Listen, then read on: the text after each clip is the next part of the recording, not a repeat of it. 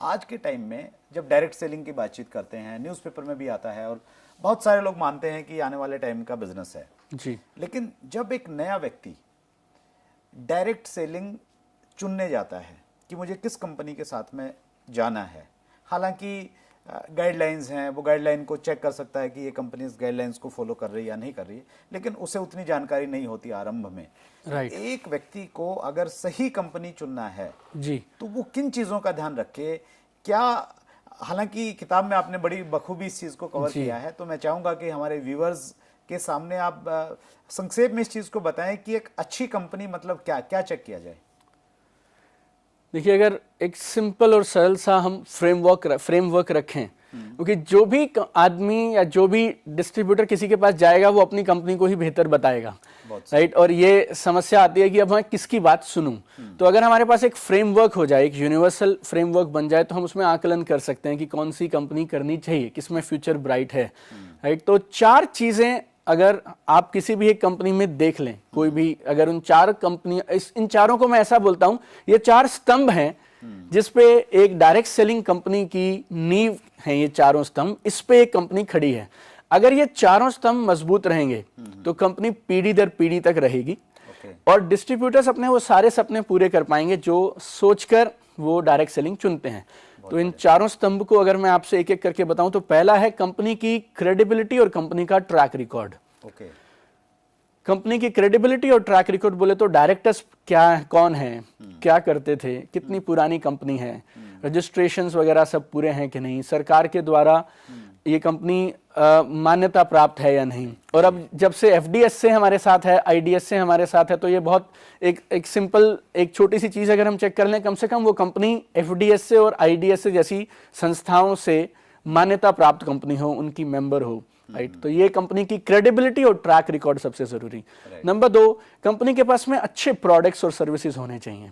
अच्छा। और अगर मैं एक लाइन में आपसे बोलूं कि अच्छे प्रोडक्ट और सर्विस में किसे बोलता हूं, ऐसे प्रोडक्ट्स और सर्विसेज जिनको बिना नेटवर्क मार्केटिंग का प्लान अपॉर्चुनिटी बताए भी बेचा जा सके, राइट। मैंने साइड कर दिया कि नेटवर्क मार्केटिंग है, प्लान है, प्रोडक्ट अपने आप में इतना शानदार हो और उस रेट पे उपलब्ध हो कि आम आदमी अपनी जरूरतों के लिए वैसे भी उसको खरीद ले।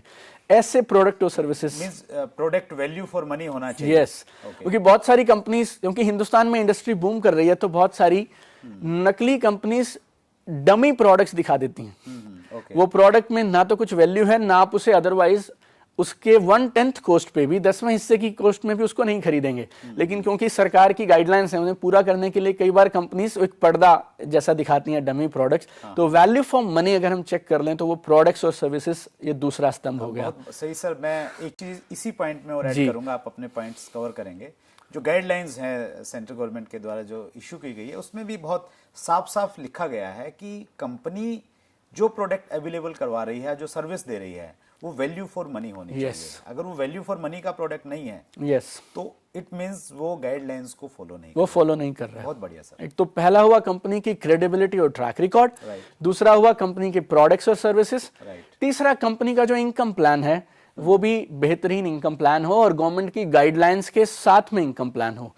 जो ये कंपनीज हैं जो कमिटमेंट देते हैं कि आप इतना लगाएं इतना आएगा, बिना कुछ किए आएगा, इस तरह के प्लान से लोग बच के रहें। देखिए, बिना कुछ, जहां आपको ये सुनने को मिल जाए ना, आप आइए, कुछ पैसा लगाइए और उसके बाद लगातार आएगा। जितना दूर हो सके ऐसे लोगों से दूर रहें, और अगर कहीं शिकायत कर सकते हैं तो जरूर शिकायत भी कर दें, राइट। तो कंपनी की क्रेडिबिलिटी और ट्रैक रिकॉर्ड, अच्छे value for money products and services, company का अच्छा इनकम प्लान हो जो सस्टेनेबल हो, और वो ना जो पैसा आपको कंपनी दे रही है उसका एक सोर्स होना चाहिए। रेवेन्यू जनरेशन हो कहां से रहा है, प्रोडक्ट की सेल होगी, उसमें से ही कंपनी कोई मार्जिन दे सकती है। जहां पे आपको ऐसा दिखे कि कुछ भी नहीं बेचना, बस आप आइए और हो जाएगा, आप समझिए वहां कुछ ना कुछ तो गड़बड़ है, राइट। तो एक रेवेन्यू जनरेशन मॉडल हो, राइट, प्रोडक्ट की सेल के बाद पैसा आता हो, राइट, वो अच्छा मैं मानूंगा, वो इनकम प्लान अच्छे हैं। और चौथा, एक अच्छी कंपनी के पास एक अच्छा एजुकेशन सिस्टम हो। तो आप जिन भी अप्लायंस के साथ में जुड़ रहे हैं, जो आपके सीनियर्स हैं, स्पॉन्सर्स हैं,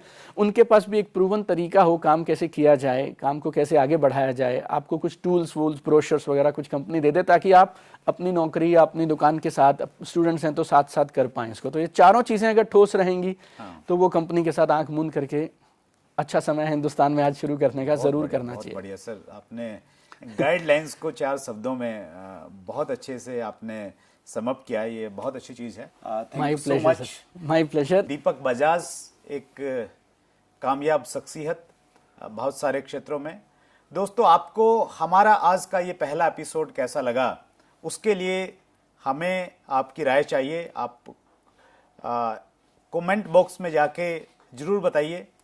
इस चैनल को सब्सक्राइब कीजिए और नीचे जो बेल आइकॉन आपको दिख रहा है उसको जरूर दबाइए ताकि नोटिफिकेशन आपके पास में आती रहे। और इस कार्यक्रम में आप किन लोगों को सुनना चाहते हैं, किन लोगों से रूबरू होना चाहते हैं, उनके नाम आप जरूर लिखिए नीचे कमेंट बॉक्स में जाके। हम प्रयास करेंगे कि वो लोग जिनको आप सुनना चाहते हैं हम आपसे रूबरू करवाएं। बहुत बहुत धन्यवाद।